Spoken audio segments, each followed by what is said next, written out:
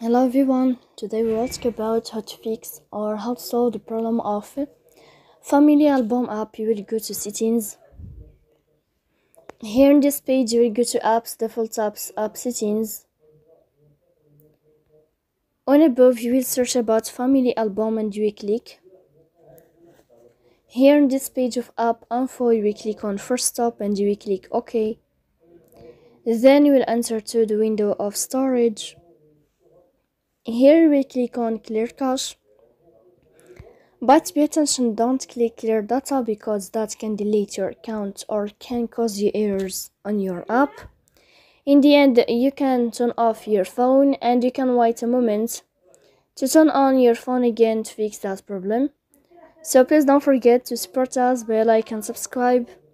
See you next time in another video and thank you for your attention and your watching.